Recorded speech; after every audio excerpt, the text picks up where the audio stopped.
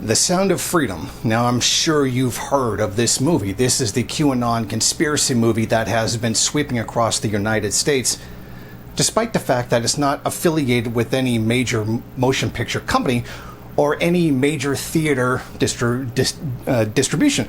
And it also stars Jim Caviezel, which is the guy who starred in The Passion of the Christ. Now, in this movie, he plays Tim Ballard, a former CIA agent who takes on sex traffickers. And of course, because this is a QAnon movie, those children are being trafficked by the Democratic Party to get this special chemical called adrenophren that I was not able to find any reputable scientific information on whatsoever.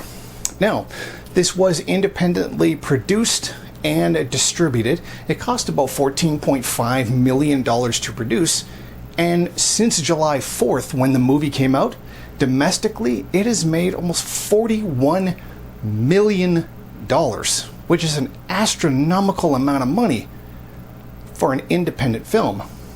But it should be noted, of course, that it has basically a cult behind it, and they are willing to throw their money mindlessly into anything that reaffirms their already falsely held belief. Now, it draws upon, as I said, Tim Ballard, who is a U.S. Department Homeland Security agent who founded Operation Underground Railroad, whose entire existence was created to fight sex trafficking and to free children. Now, he was so successful at this that he was picked by then U.S. President Donald Trump to be a head of a child trafficking task force, because it was supposedly going to specifically target the Democratic Party and all the elites that were all engaged in this, with no evidence whatsoever. But that's pretty typical. So basically, this is a QAnon movie that does the whole the Democrats are secretly child sex trafficking because they're all evil, satanic, LGBT P-words who want to take this special chemical from children that doesn't exist, that puts it in them, that was told to them by Satan to prolong their lives, which aren't being prolonged, and it gets kind of convoluted from there and doesn't really make any sense, which, as you can imagine, it being QAnon based, it really doesn't. Now, what's interesting is the very wide divergence from the movie from reality, as you can imagine. Now, Tim Ballard has already come out publicly and said that the movie did not accurately represent his trials in the sex trafficking world. Now, this goes basically from one of his very specific missions, and according to him, the portrayal of it in the movie is not like how it actually happened, or how he reported to them how it happened. Okay, so you have this guy, Tim Ballard. He worked for the CIA, Homeland Security, and he grew frustrated because he worked with this whole section dedicated to rescuing children that were being exploited. And eventually he became super frustrated with the fact that he wasn't actually freeing any children, but just going through materials, logging certain IPs, and basically just doing all the regular grunt computer work that you would do with tracking individuals like this, and grew frustrated with the fact that he didn't actually get to bust any of them. Okay, fair enough. So during an operation where he got to go out and do stuff, the CIA told him to abandon it and return to base. And he didn't want to do that, so he quit his job. He quit them right then and there, went ahead, did his own thing on his own, and then founded the Underground Railroad thing with money from Glenn Beck. So this is already off to a very suspicious start. And then became a entity that quasi answers to the United States government. So now you get a feel for basically how all of this started. His frustration at not being able to actually get at the people who are harming children, which, fair enough. That would probably frustrate anybody in that kind of situation. The problem arises with a lot of the claims that his organization makes that turn out not to be true. In one situation, a girl that had been rescued, who then went to step up to essentially be a witness against the traffickers, said things completely different than what it is the organization claimed. Like, she had actually said that she had rescued herself. She had not been rescued by the organization. And there's some very strange inconsistencies with their stories and some really bizarre reports they put forward, like using psychics to be able to figure out where children are and to find certain individuals, which seems really strange to me, because I thought that good Christians would be against witchcraft. But that doesn't necessarily mean him. I'm probably referring to someone like his funders, like Glenn Beck. Now, it's you've also got the part where the organization claimed to have a partnership with American Airlines, and American Airlines straight up said there is no such agreement. There is no such partnership. It simply does not exist. And there's a great list of inconsistencies that can be found from various organizations, news organizations, who've done investigations into the organization. Now, this doesn't necessarily mean that they're bad people. It just means that they've inflated their resume a bit. But nothing that you could find that would be terribly unethical. It's a bit shady, but nothing that would qualify you to become one of the bad guys. But here's the movie. The movie is about how the Democratic Party traffics children, which it doesn't do. It's just a political party.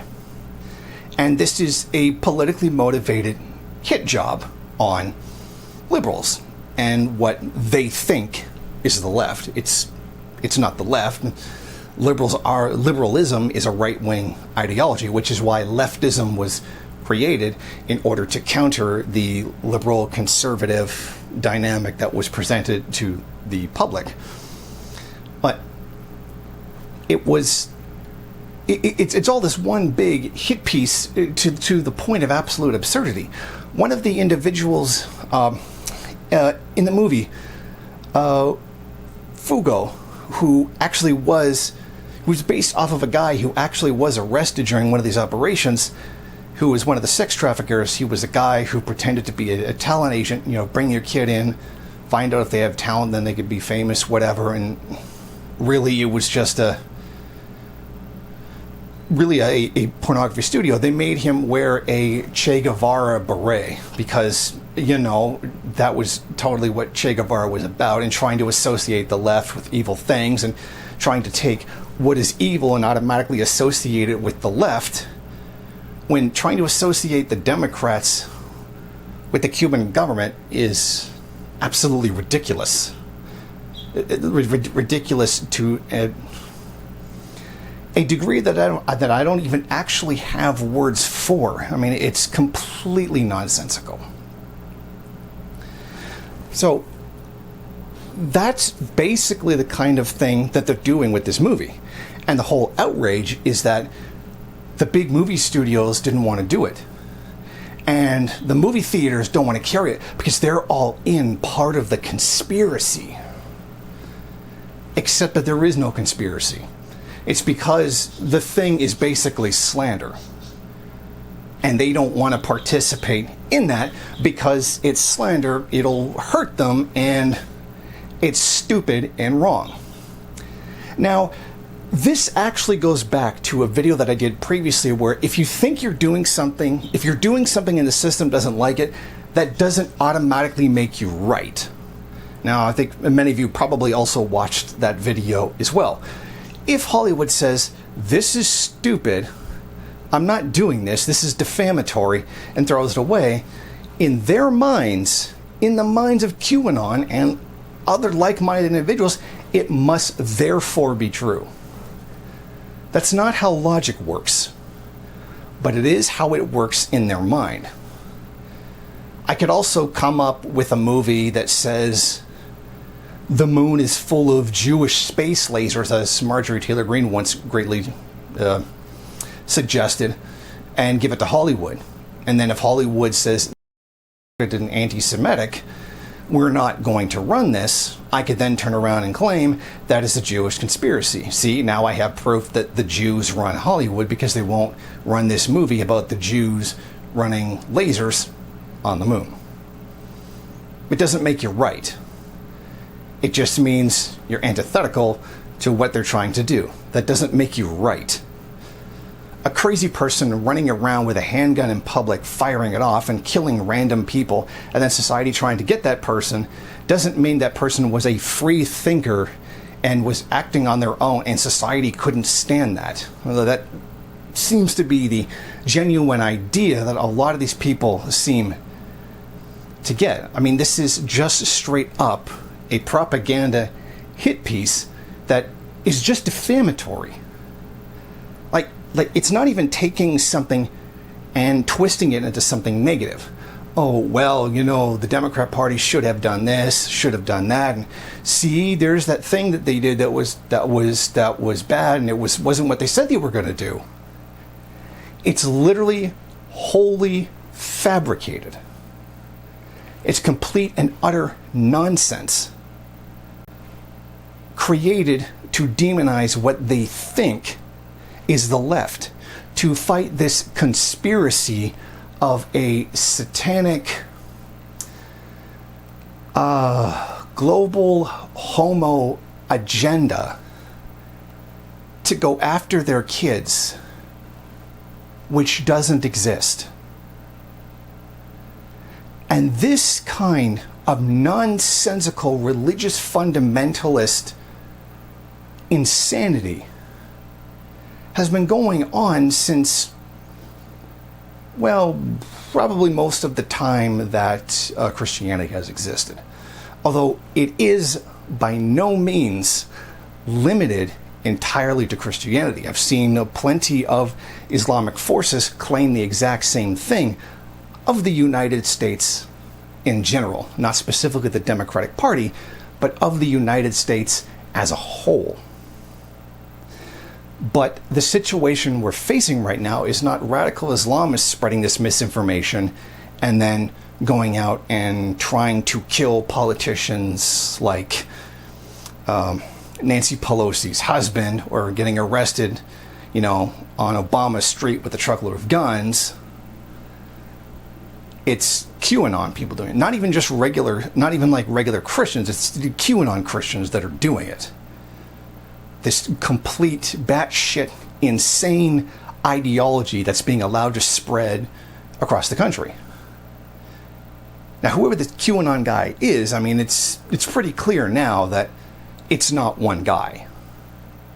There may have been a QAnon guy at the beginning who started this, but it's clearly well beyond one person now. And it's an entire movement that's being funded. And I would bet my last damn dollar Steve Bannon has a hand in it. I'd bet you anything the Republican Party has a gigantic hand in it. Because it's solely dedicated to spreading absolute nonsense about the Democratic Party. Because you notice that all of this completely insane movement appeared right when it became clear that demographic shifts meant the Republican Party was finished. Done for. It was over. The old Whitey Party was going to be done. That's it. The traditional conservative views were finished. Nobody wanted them anymore. Because the people that it oppressed outnumbered the people that it benefited. And that's generally how those things work. And then this magically appears out of nowhere, all of a sudden, with this nonsense about comet ping pong in the basement, when there's no basement in the place at all to begin with. I mean, this is very clearly a psyop by far-right elements in order to garner support. This whole sex trafficking thing by the Democrats reeks of a burning Reichstag. It does. Absolutely 100% would bet my last dollar on it that that's exactly what this is. And it's even funny to watch these people all of a sudden care about sex trafficking, which certainly is real. And then when somebody says, yeah, by the way, you know, your whole thing here is completely stupid and nonsensical. You don't think sex trafficking is real? No one said sex trafficking wasn't real. Of course it is. It's one of the oldest industries that's probably ever existed. Save prostitution. People know it's going on. It's just that all of a sudden you care about it now because you can tie it to the Democrats and attack people that you don't like. You didn't give a goddamn when it's the CIA trafficking people or when it's white supremacists assisting the CIA trafficking women and children. Which, by the way, Google that. There's a very long history and even documents that come up on the Freedom of Information Act that actually does speak about that quite a bit. And you ignored all that. But now, all of a sudden, that you can blame the Democratic Party, all of a sudden you care now. So this really has nothing to do with children whatsoever. This has to do with you wanting to attack people with opinions that you don't like. People who don't want to follow these hyper-fundamentalist Christian values. Because we don't want to live in the Dark Ages again. And that's exactly what this is about. This is about the right losing their influence. And you notice this comes at a time when the whole woke thing is getting like monstrously out of control.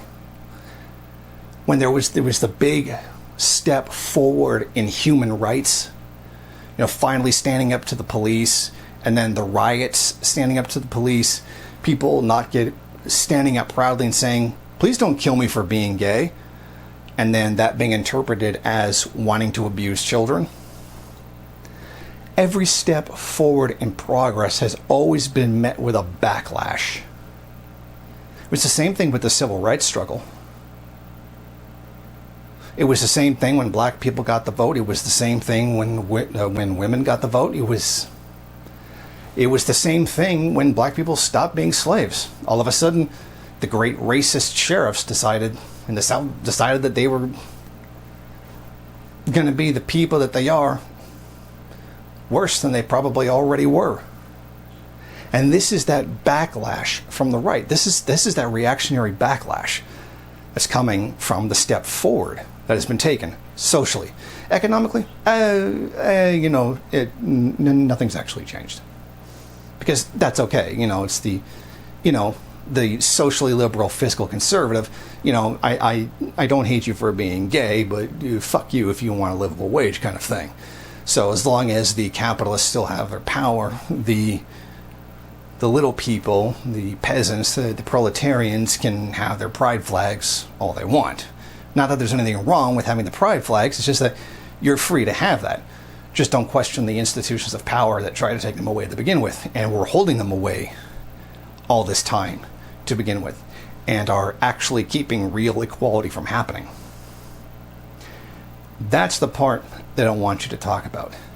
And that is what's really going on with American society today and that stupid-ass movie. Thank you for watching. If you like this program, then please head over to my Patreon page and set up a monthly donation. It's your donations that keep this program running. Also, if you would like, please rate, comment, subscribe, and share in various social media.